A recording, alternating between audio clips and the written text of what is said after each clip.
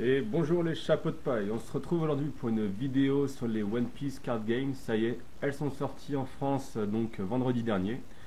Si vous les avez loupées, n'hésitez pas à aller dans votre Leclerc, Fnac, Micromania aussi, elles sont disponibles, ou sinon dans une boutique spécialisée pour celles qui se sont lancées dans le jeu. Il y a une petite euphorie dessus, donc les cartes partent assez vite. Après là, en ce moment, vous pouvez surtout regarder des vidéos d'unboxing à travers la toile. Il y a plein de vidéos d'unboxing. En fait, tout le monde recherche la fameuse carte à 1000, enfin elle est à 600 euros en réalité, mais qui se dit à 1000 euros, la manga Shanks. De mon côté aussi, je vais faire 3 unboxings bientôt. Donc en tout cas, là on va commencer sur les decks. Je me suis donc procuré les deux decks suivants que vous voyez en face. J'ai aussi le vert et le violet, mais là on va commencer par vous présenter le rouge ici, le bleu, qui ont deux façons de jouer complètement différentes, mais que je trouve très sympa à aborder. Ça va vous donner aussi une idée des cartes derrière de chaque couleur que l'on pourra obtenir dans les boosters. Bref, je vais essayer de vous faire des vidéos d'unboxing, explications et puis aussi explications de règles pour pouvoir jouer directement. Donc là, je vais commencer par vous ouvrir les paquets, vous montrer les cartes très vite, vous les lister.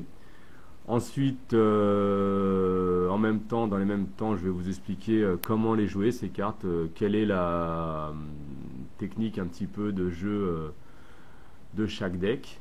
Et puis une petite simulation rapide entre une partie de Crocodile et de Luffy à la fin de la vidéo. Bon bref, tout sera chapitré sur la vidéo et vous pourrez choisir là où vous voulez vous rendre pour comprendre un peu mieux les règles. Donc on est parti, on va commencer par l'unboxing du starter de Luffy. Donc on a une botte assez grande, là, format manga, que vous pouvez mettre à côté des mangas. La version anglaise, ils ont choisi de les rendre plus grandes. Il y a des vidéos, il y a une photo où, si je vous la retrouve, où il y avait les trois qui étaient côte à côte. Donc j'ai déjà joué avec mon fils, donc c'est pour ça qu'elles sont un petit peu mélangées. Au début, vous avez les Don, ici les cartes Don qui sont donc par nombre de 10 qui sont dedans en première. Ensuite, vous auriez les brillantes, ici les foils comme on dit. Donc les brillantes, voilà la Luffy, la Zoro. Donc les decks, comment ça se passe? Vous avez au dos ici la liste des cartes. Vous avez à peu près, donc vous avez une carte leader, 4 cartes de chaque la plupart du temps, et des fois vous en avez 2. Si vous avez envie de faire des petits decks spécialisés, ben, il faut peut-être acheter deux starter decks pour par exemple avoir la Zoro en x4, la Luffy en x4 aussi, et puis il y a des cartes event que vous allez retrouver en x2 et qui peuvent être aussi intéressants d'avoir en x4. Là ici, voilà, on les a en x2 et donc comme je vous disais, ça peut être intéressant de les avoir en x4 pour pouvoir les mettre souvent. Surtout que là, donc, comme je vous dis, je vous présente ces cartes-là. Après, je vous montrerai un deck Zoro que j'avais construit où il est intéressant d'avoir par exemple la Luffy. Ici, moi, je l'aime bien l'avoir en x4. C'est une carte très intéressante, je vous explique ça juste après. Et donc l'avoir en x4, ça permet d'avoir une bonne attaque. Donc les cartes, on a donc des cartes personnages comme celle-ci. On a voilà, Sanji, Karu en x4, on a Vivi aussi en x4, Nami, Usopp, Robin, Chopper. Donc on a un petit peu tous les membres de l'équipage. Voilà, on a même Brook ici. On a des events, donc c'est des techniques spéciales donc, qui vont représenter les membres de l'équipage. On a des cartes stage terrain qui donc représente ici le bateau des Mugiwara. Donc c'est voilà, on a Jinbe aussi. Donc c'est un deck pour tous les bons fans de Luffy au niveau de la collection. Au niveau du jeu en lui-même, vous avez vu, je fais assez vite. Au niveau du jeu en lui-même, donc le jeu, donc le deck Luffy, ça va être un deck d'attaque.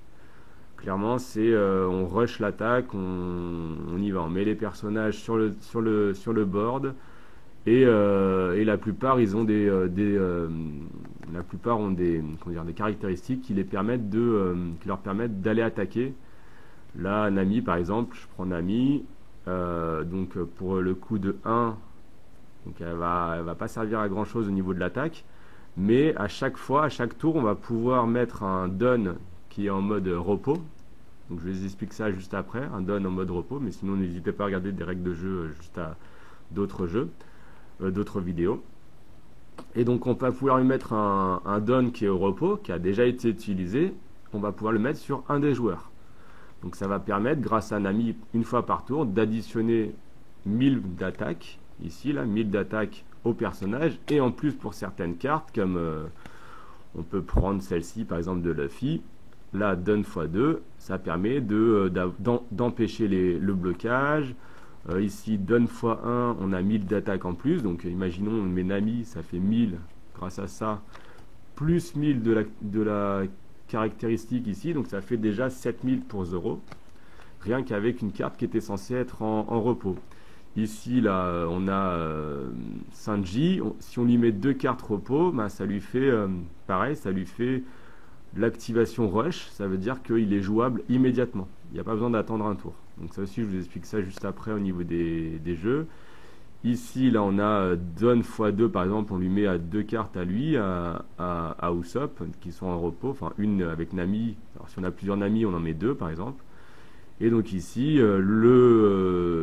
l'adversaire ne peut pas activer de bloqueur qui a moins de 5000. Donc il y a pas mal de bloqueurs comme Usopp, non, comme la Tony Chopper, qui ont que 1000. Donc ça va bien bloquer la partie adverse. On va voir avec le jeu de Crocodile, qui est un jeu de défense, que là, le jeu de Luffy, c'est attaque, attaque, attaque, hop, je t'empêche de bloquer, j'attaque. Là, on a une carte stage, ici, vous voyez, une carte de terrain activable une fois par tour. C'est j'ajoute 1000 à un personnage de mon choix. On va prendre ensuite la Brook, par exemple ici, là, ajouter 2 cartes défense, enfin 2 cartes don qui sont en mode repos. On peut ajouter ici 2 cartes à son leader ou à un personnage. Donc là aussi, elle est super intéressante cette carte à jouer. Hop, vous la jouez sur le terrain, il y a marqué on play, donc ça veut dire pendant qu'on la joue, au moment où on la joue, hop, on la joue sur le terrain et tac, je peux mettre 2 cartes en repos. Sur un de mes personnages. Donc par exemple là je la mets sur Luffy, je mets 2-4 repos, direct j'active son truc, hop, les personnages peuvent pas bloquer en face. 6000 plus 2, ça fait 8000 d'attaque, donc voilà, vous imaginez là, 8000 d'attaque, imbloquable en face, il va falloir qu'ils se défendent bien en face pour pouvoir la bloquer. Donc c'est vraiment un jeu comme je vous dis, de rush, d'attaque.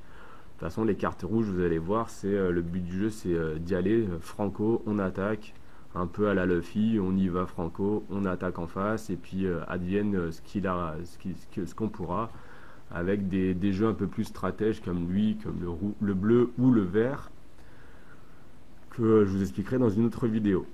Les cartes event, donc c'est des cartes caractéristiques, enfin des cartes, comment on appelle ça, dans les autres jeux de cartes, comment on appelle ça. Bon, je ne l'ai pas, mais en tout cas vous allez comprendre. Donc c'est des cartes qu'on peut jouer, donc pareil pour un coup de 4 ici, qui vont avoir des caractéristiques. Là ça sera pour un coup de 4, j'active et je peux tuer un adversaire qui a 6000 d'attaque comme ça ou moins.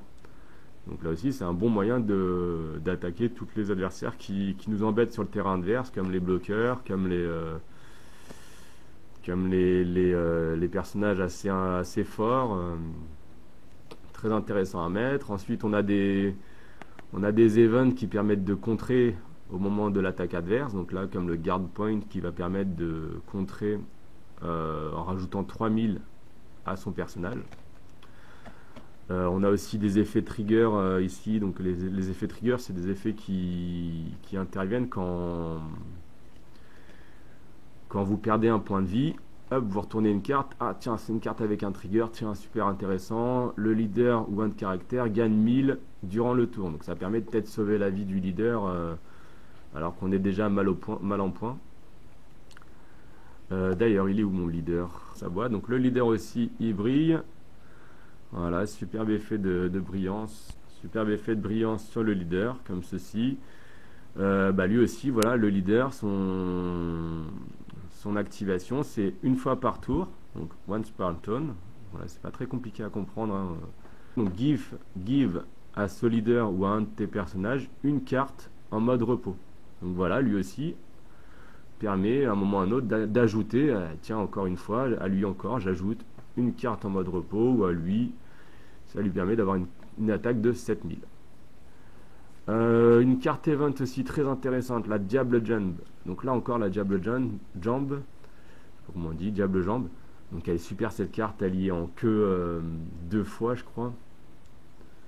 Diable Jambe, elle y est en 2 fois. Cette carte elle est en 2 fois, mais limite faut la mettre en x4. Donc du coup c'est pour ça qu'il faut acheter, faut en acheter 2 comme ça, 2 paquets.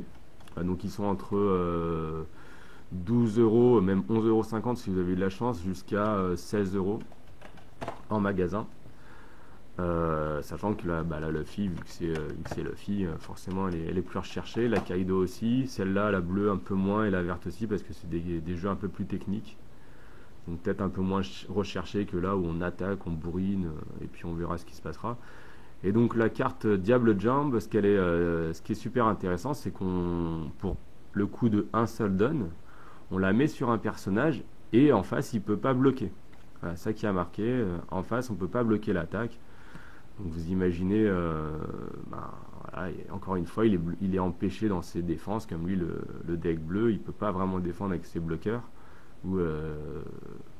C'est un peu la stratégie du mec en face, c'est de placer des bloqueurs pour essayer de se garder un tour. Et en plus dans l'effet trigger, KO, alors on peut détruire. Voilà, on peut donc trigger, au lieu de l'utiliser, on la retourne, elle est dans la vie, et on va tuer un bloqueur adverse qui a un coût de 3 ou moins. Donc hop, je la retourne et je me permets de tuer un bloqueur adverse pour le tour d'après. En parlant des triggers, donc là on a aussi donc là celle-là je ne vous l'ai pas présentée, la Jinbe. Donc pour Don 1, pour une carte Don dessus, on a le leader ou un des caractères qui a 1000 d'attaque en plus. Donc là Jinbe va rajouter 1000 à ce personnage, un autre personnage au leader. Voilà, on va avoir un Zoro qui va avoir une attaque de 5 plus 1000 plus 1000 plus 1000 plus 1000 de Jinbe, bref.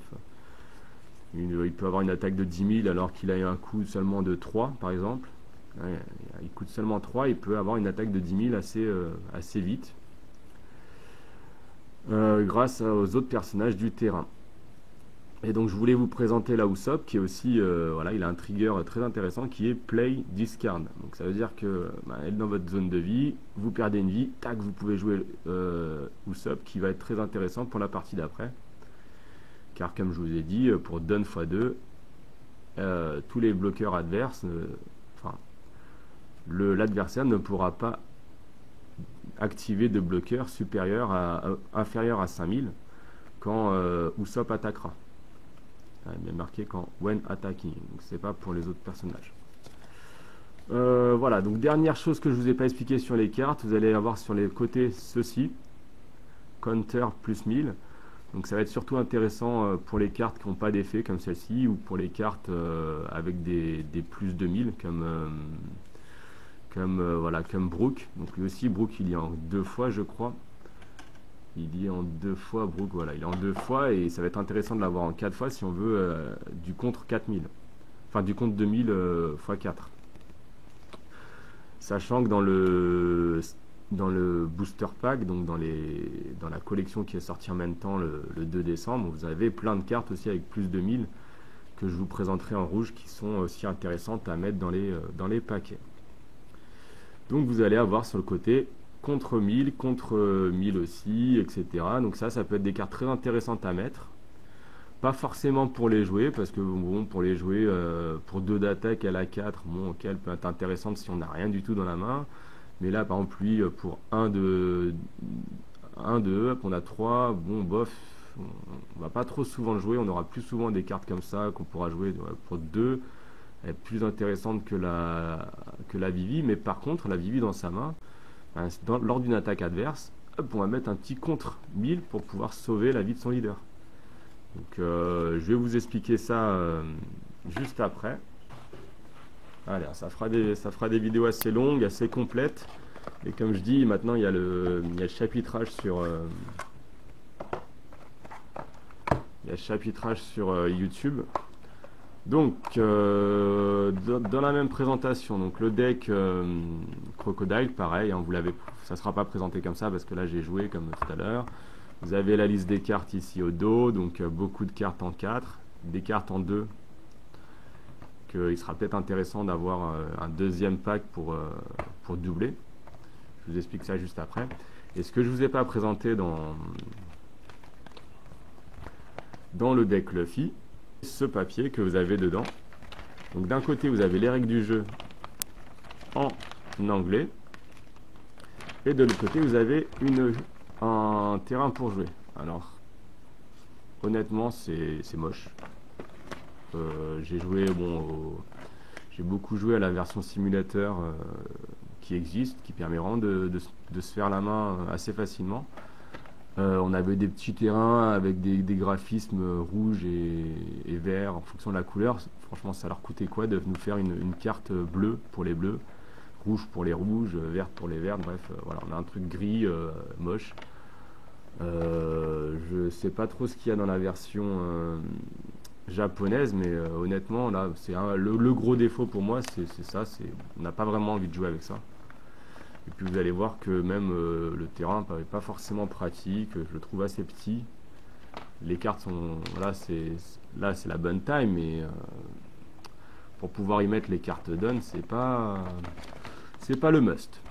Les règles, je vous les explique juste après. Et donc je vous présente le deck ici de Crocodile. Donc ils sont comme ça, et dans les decks, ils ont une petite truc comme ça pour les protéger.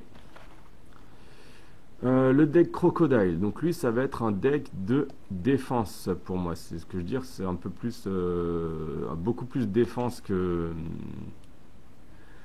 le deck de Luffy, et avec une stratégie de renvoyer les cartes du terrain adverse dans les mains du joueur. Alors, et ça c'est quand c'est bien joué, quand on a des belles mains, qu'est-ce que c'est embêtant pour le joueur adverse. Alors après, il y a pas mal de cartes qui ont été mises aussi en jeu dans la booster box et qui vont nous contrer ça. Mais alors, par exemple, celle-là, la Doflamingo, on l'a présentée en première, donc c'est encore c'est une brillante comme vous voyez. Et ben, quand on la joue, vous pouvez retourner un personnage qui a un coût de 7 ou moins dans la main de l'adversaire. Un coup de 7 ou moins, ça veut dire qu'il n'y a pas beaucoup de cartes. Même celle-là, vous voyez, même celle-là, la 7, elle sera renvoyée. Donc il n'y a pas beaucoup de cartes qui peuvent ne pas être renvoyées par cette carte-là. Donc elle y est en 2 fois, et c'est vraiment une carte à mettre en x4 dans un deck bleu. Pour moi, c'est une carte super intéressante dans un deck bleu. Voilà, un deck Crocodile, tu mets une carte comme ça en x4, à chaque fois pour 7, alors c'est assez cher certes, mais au bout d'un moment t'arrêtes pas de la mettre, tu t'embêtes le joueur adverse qui a dépensé pas mal de points à vouloir mettre des grosses cartes, bah, bam, tu lui mets ça, il doit recommencer à 0. Et en plus de ça, au tour suivant, elle a 7000 d'attaque, donc elle est puissante. Ici la Crocodile, donc voilà, donc on a un bloqueur ici de plus de 5 au niveau du coup. Vous vous souvenez du Usopp, il pourra pas le dégager, il pourra le retenir, mais on a des cartes comme je sais plus lesquelles, bref, on a des cartes qui peuvent plus agir sur celle-là. 6000, on peut pas la sortir du terrain assez facilement, on peut pas la bloquer facilement aussi des 6000. C'est un bloqueur, donc suffit qu'on passe une attaque à 5000, mais on peut pas défendre. Et en plus de ça, donne x1, donc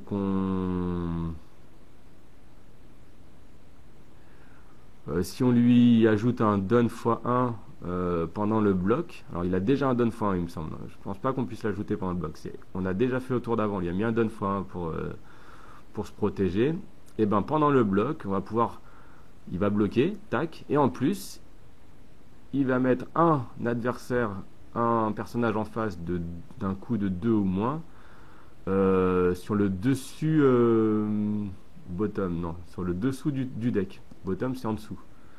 Donc on va prendre en face un personnage de 2 au moins, comme la Nami qu'on avait tout à l'heure, le Tony Chopper qui était un bloqueur de 1 aussi. Ben hop, on va le dégager, puis en plus on va le mettre en dessous du deck, donc il ne pourra pas le réutiliser avant très longtemps. Donc celle-là, elle est très intéressante aussi. Et en plus, c'est un bloqueur. Comme je vous disais, c'est une stratégie de blocage, les bleus. Donc elle peut être aussi intéressante à mettre en x4, sachant que par contre, ben, 5 hein, quand même, un coup de 5 pour un bloqueur qui sert que à bloquer, non, hein, bon, après on a 6000 en attaque, donc ça sert pas que à bloquer.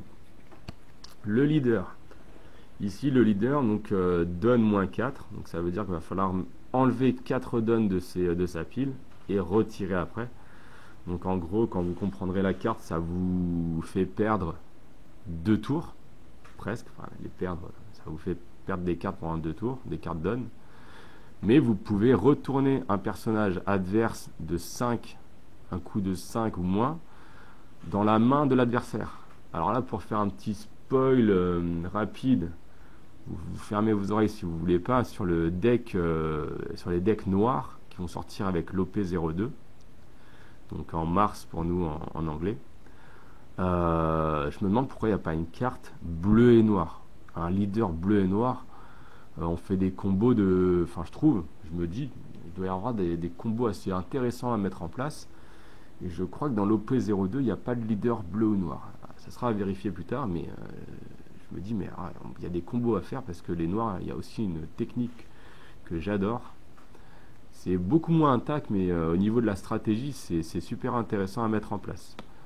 Donc là, bah, pareil, Teach, pareil, il va avoir quand on va jouer, on va permettre de renvoyer un personnage de 3 ou moins dans la main de l'adversaire. Donc virer un bloqueur du terrain, virer une carte qui nous embête. On a des events pareil qui renvoient là, pour 4, on renvoie un personnage de 7, un coup de 7 dans la main de l'adversaire. C'est là où je dis un combo bleu-noir, ça peut être magnifique parce qu'en fait on a des cartes dans la booster box qui va 10, qui donc du coup sont pas renvoyable par ça, et c'est ça la bête noire de ce jeu là, c'est que les cartes de 10, de 9 qui sont les cartes des secrètes rares et compagnie, bah là on peut pas les renvoyer parce que ça vaut 7, mais avec le noir il y a des techniques pour les renvoyer. Bref, on va arrêter de spoiler. Là, look, les 3 cartes du deck, et donc là on va regarder quand on va jouer, donc pour 2, on va regarder les 3 premières cartes du deck et on va décider de les mettre soit au-dessus du deck, soit en dessous du deck, dans l'ordre qu'on veut. Donc c'est bah voilà, tel Kuma, vous voyez, ça j'adore aussi dans les jeux de cartes, c'est qu'ils respectent les personnages. Donc tel Kuma qui renvoie les personnages, les gens où il veut, bah là on peut renvoyer ses cartes et préparer sa stratégie d'après. Ouais, on est sur un jeu stratégique. Donc là ensuite on a l'event donc ici de Kuma encore qui permet de contrer, qui retourne la carte encore une fois, voilà, retourner pendant qu'on se fait attaquer. Ça c'est une carte counter. Donc pendant qu'on se fait attaquer, si on avait gardé 2 cartes donne actives, on peut activer ça qui permet de renvoyer un personnage de 3 ou moins dans la main adverse. Et vous vous souvenez, dans le deck Luffy, il y a plein de personnages avec 3 ou moins. Zoro, il a 3 ou moins. Sanji, il a 3 ou moins. Donc, bah, il est là en train de rusher son attaque. Et bim, on lui renvoie ses personnages dans sa main. Et ça l'embête. Un autre bloqueur. Donc, un deuxième bloqueur avec Boa. Pour un coup de 3. On a Boa en bloqueur en x2. Ah non, en x4, donc elle est en x4, donc 4 bloqueurs en plus. Là, on a Buggy qui a pas de caractéristiques, mais comme tout à l'heure, bah, plus 1000, je vous le réexplique pas. Et on a un troisième bloqueur qui est Low. Donc ça fait 3 bloqueurs dans ce jeu-là, alors que pour Luffy, par exemple, on n'en avait qu'un seul. Donc vous comprenez, bah, ce que je disais tout à l'heure, c'est on bloque, on bloque, on bloque, pour pouvoir stratégiquement virer tous les cartes du terrain adverse et puis bombarder le leader assez aisément. C'est vraiment plusieurs fois j'ai gagné avec le bleu contre Luffy qui rushait, ou même Zoro qui rushait parce que vous verrez dans le Booster Bucks, on a le leader Zoro qui est encore plus un rush que Luffy à travers sa capacité. Voilà, les rouges, pour moi, c'est on attaque, on attaque, on attaque, et puis on verra ce qu'il arrivera. Donc là, Gecko Moria, on va ajouter une carte 7 Corsair ou Thriller Bark avec un coup de 4 ou moins depuis la défausse à la main, de trash de la défausse. Donc ça c'est super intéressant aussi niveau stratégique pour se remettre des cartes dans la main, des bonnes cartes dans la main. Et en plus de ça, ça respecte Moria qui va réveiller les morts pour les faire revivre. Des cartes contre, donc qui permettent de protéger le leader et les personnages. Donc là 4000. Pour 2, on protège de 4000. Et en plus, on peut piocher des cartes. Donc celle-là, elle est pas mal aussi. J'aime bien la mettre dans le bleu. Je la mets des fois même en x4 parce que 4000 de défense, c'est vraiment super intéressant. Et qu'en plus, souvent, on se retrouve sans cartes. Et là, hop, on peut repiocher 3 cartes. Donc voilà, celle-là je vous l'ai déjà présentée aussi, celle-là aussi. Donc là on a lui qui, on se demande pourquoi il est là, à 6, parce que c'est un 7 corsaire du Nouveau Monde. Voilà, plus 1000. Franchement, celle-là, cette carte, on peut l'acheter. Hein. Pour moi, elle ne sert pas à grand-chose. Pour un coup de 3, 5000, il y en a plein qui ont des effets qui sont beaucoup plus intéressants qu'elle. Donc celle-là, c'est une carte qu'on peut sortir pour mettre d'autres cartes à la place. On a un pacifista et donc on a notre ami, voilà ici, Santomaru. Alors lui aussi j'adore le jouer. Je le mets des fois en x4 parce que pourquoi j'adore le jouer? Parce que pour un don actif sur lui et du coup 2 dons qu'on met en repos, on peut aller chercher des pacifistas et les mettre directement sur le terrain. Et des pacifistas, là il y en a qui coûtent 4 et donc du coup qui font une attaque de 6000 directement. Grâce à lui on peut les mettre en jeu, on va les chercher dans son deck, on les prend, on les met sur le terrain, on mélange le deck et c'est parti. Mais aussi dans la booster box on va avoir d'autres pacifistas qui ont l'effet bloqueur, donc qui ont aussi un coup de 4, qui ont 5000 je crois d'attaque, donc qui sont aussi très intéressantes niveau attaque et qui en plus peuvent bloquer. Donc ça fait un bloqueur en plus pour empêcher l'adversaire de placer une attaque. Et voilà, si c'est bien placé, ça peut être énervant pour l'adversaire. Et en plus de ça, lui, ça ne met pas en attaque. Donc lui, il ne peut pas être attaquable par l'adversaire à moins qu'il utilise une carte capacité comme on a vu tout à l'heure avec le coup de poing de Luffy. Donc elle n'est pas si facilement virable du terrain. Et puis à l'occasion elle peut attaquer, parce que 4 plus 1 ici ça fait 5000, donc à l'occasion on peut attaquer avec si on souhaite. Dernière carte qui peut être intéressante à vous présenter, donc ça va être la Mihawk ici. Pour Don 1, quand il attaque il va piocher 2 cartes et en jeter 2 de la main. Donc ça permet de renouveler sa main. Et en plus, il a un contre de 2000. Donc lui, il est à placer en x4 alors qu'on l'a en seulement x2 dans le deck. Donc là aussi, une raison d'en acheter 2 au lieu d'un seul. Donc voilà, donc je vous ai expliqué les cartes. Maintenant, on va partir sur l'explication des règles du jeu. Et ensuite, je vous ferai une simulation d'une petite partie Luffy contre Crocodile. Ok, donc explication maintenant des règles. On va aller assez vite. Il y a d'autres vidéos qui vous expliquent ça. De toute façon, c'est pas très compliqué comme jeu à comprendre. Vous allez le voir dès maintenant. Peut-être que je diviserai en fait la vidéo en plusieurs au final, bref. Donc explication des règles. Donc vous avez dans le starter deck une récapitulation des règles comme ceci. Je vais vous l'afficher sur l'écran en vous expliquant ceci pour que ça soit plus simple. Donc on va avoir à gauche ici comment un jeu se présente. Donc c'est 50 cartes plus le leader, donc ça fait 51 cartes. On a 10 cartes donne en plus à jouer qui se présente de différentes façons. Vous verrez dans les booster box, dans l'OP02, il y a aussi des cartes spéciales. Bref, il y a plein de cartes donne qui vont sûrement apparaître pour essayer de rendre ça un peu plus funky à jouer que juste avec écrit donne en gros en japonais.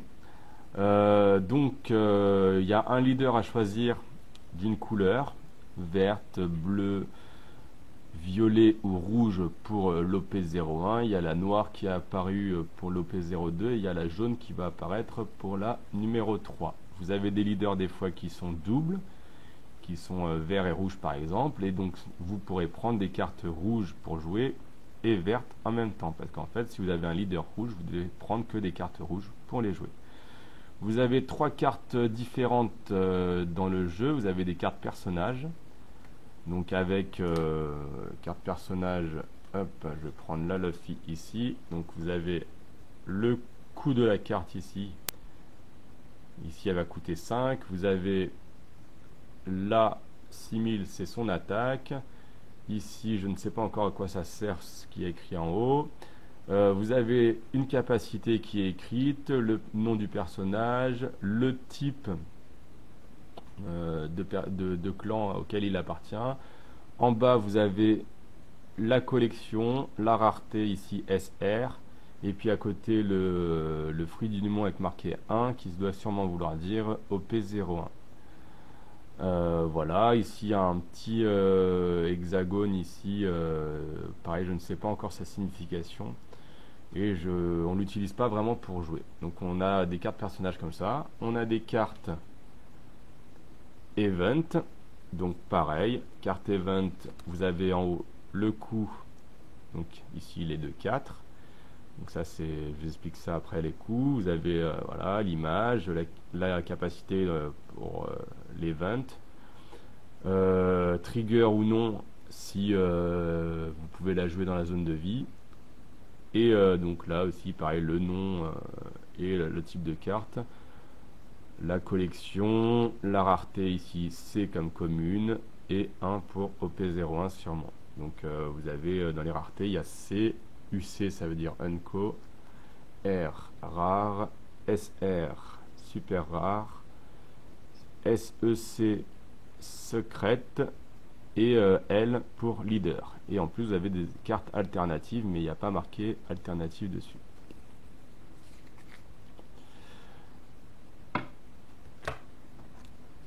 Enfin vous aurez des cartes stage, des cartes stage comme celle comme celle-ci. Donc c'est des cartes terrain, vous avez un emplacement ici sur le terrain pour pouvoir la jouer. Tous les decks n'en ont pas, le deck bleu par exemple n'a pas de carte stage. Pour l'instant je ne crois pas non plus qu'il y en a dans la booster box. C'est intéressant à mettre en jeu. Voilà, pour 2 il reste tout le temps sur le terrain, on peut jamais le virer vraiment je crois. J'ai pas vu de carte qui pouvait l'enlever. Et ben voilà, par exemple, une fois par tour, lui, il va rajouter plus 1000. Donc, c'est des cartes intéressantes à avoir pour pouvoir les jouer dans la partie. Je vous ai présenté les cartes. Maintenant, le jeu en lui-même. Donc, maintenant, le jeu en lui-même. Donc, on va avoir nos 50 cartes deck à mélanger et à mettre ici. On va avoir notre carte leader à placer en plein milieu, prêt à défendre le terrain vert. Ça sera lui qui va représenter notre personnage principal. On va avoir une zone de coup ici où on mettra les cartes done. Là les cartes personnages d'attaque. Les cartes event on va juste les jouer puis après les mettre directement dans la défausse. Et puis ici à gauche on aura la zone de vie avec, tiens j'ai pas précisé, ici j'ai mon leader. Donc dans le leader on va pas avoir de coup parce que il coûte rien le leader, il est déjà placé sur le terrain. Mais on va avoir ici un nombre de vie. Donc lui il en a 5, les cartes moitié, là, moitié verte, moitié rouge par exemple, elles ont 4. Donc elles sont intéressantes parce qu'elles ont 2 fois plus de cartes et de techniques avec lesquelles on peut jouer, mais elles ont moins de vie. Donc là aussi, ben, c'est tout l'intérêt d'y aller stratégiquement, de réfléchir à son deck. J'ai pas encore de jouer de jeu vert rouge, mais il y a une vidéo par exemple d'un youtubeur qui s'est lancé là-dedans en français qui nous explique bien le deck low, donc n'hésitez pas à regarder, qui vous expliquera là-dessus